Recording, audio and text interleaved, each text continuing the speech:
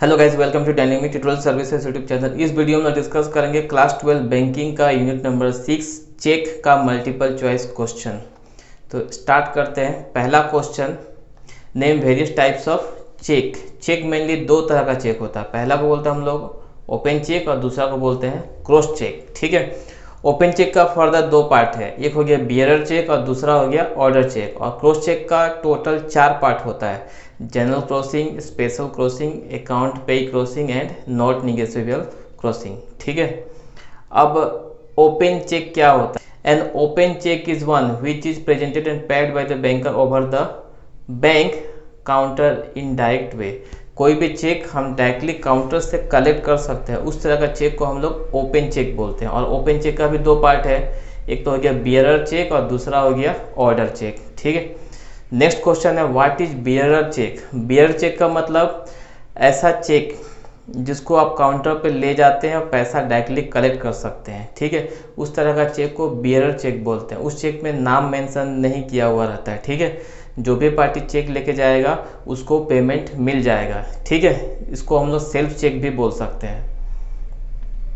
The bearer check is one which is payable to any payee who present it for payment। जो check लेके पहुंचेगा उसी को पैसा दिया जाएगा, उसको हम लोग बोलते हैं बियरर चेक। ठीक है, और दूसरा होता है ऑर्डर चेक। ऑर्डर चेक मतलब जिस पार्टी का नाम उस चेक पे लिखा रहेगा उसी को काउंटर पे पेमेंट होगा, उस तरह का चेक को हम लोग ऑर्डर चेक बोलते हैं। Order cheque is a cheque which is payable to a certain person named in the cheque by the drawer or to the order of the page.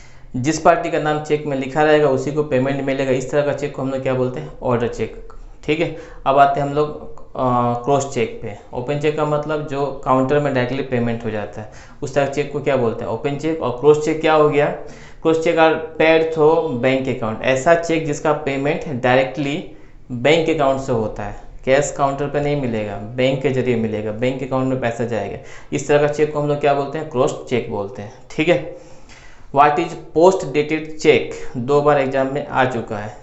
Suppose आज 29 जून है, हमको एक चेक मिला जिसपे 29 जुलाई 29 जुलाई लिखा हो, मतलब इस चेक का पैसा हमको एक महीना का बाद मिलेगा। इस तरह का चेक को हम लोग बोलते हैं पोस्ट डेटेड चेक। ठीक है, if a cheque bears a date later than the date of issue is termed as post dated cheque. जिस डेट को इशू हुआ उसके बाद का डेट उसमें लिखा हुआ है। ठीक है, जैसे आज इशू हो रहा है उसमें डेट एक महीना बाद का लिखा हुआ, उस तरह का चेक को हम लोग क्या बोलेंगे? Post dated check. नेक्स्ट हो गया इसका उल्टा ante dated cheque. An ante dated cheque is one which bears date earlier than the one on which the cheque is actually drawn.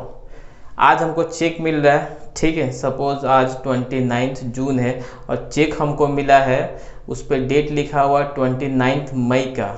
ठीक है, तो इस तरह का चेक को हम क्या लिखेंगे? Anti dated check.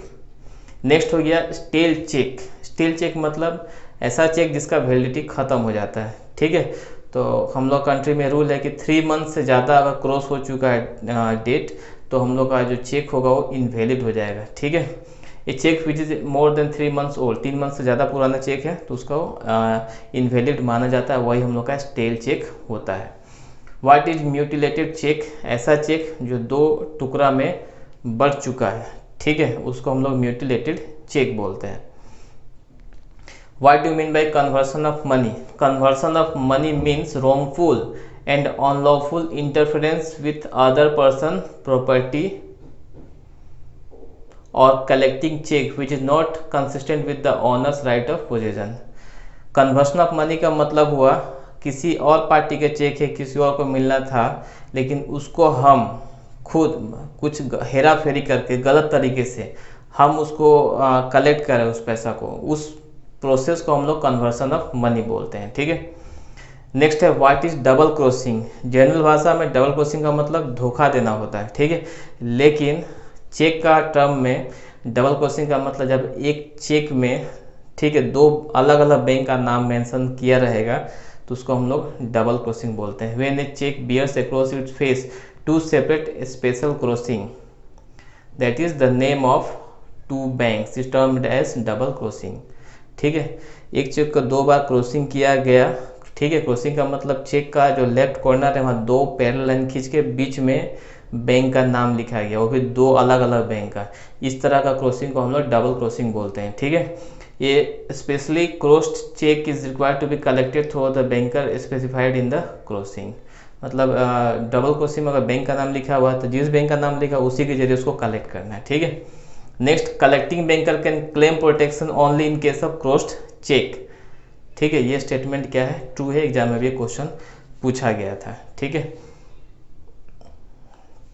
नेक्स्ट है what is forge instrument and forgery of drawer signature. Forge instrument का मतलब हेरा फेरी करना है। कोई भी इंस्ट्रूमेंट है, चाहे चेक हो, बिल्स ऑफ एक्सचेंज हो, प्रोमिशन नोट हो, उसमें कुछ हेरा फेरी किया जा रहा है। ठीक है, सिग्नेचर किसी और का हम करने की कोशिश कर रहे हैं, इसको हम लोग फोर्ज सिग्नेचर, फोर्जरी इंस्ट्रूमेंट भी बोलते हैं। A cheque is called forge instrument when forgery take place in signature of the drawer, signature of the endorser and alteration in the name of the पेई।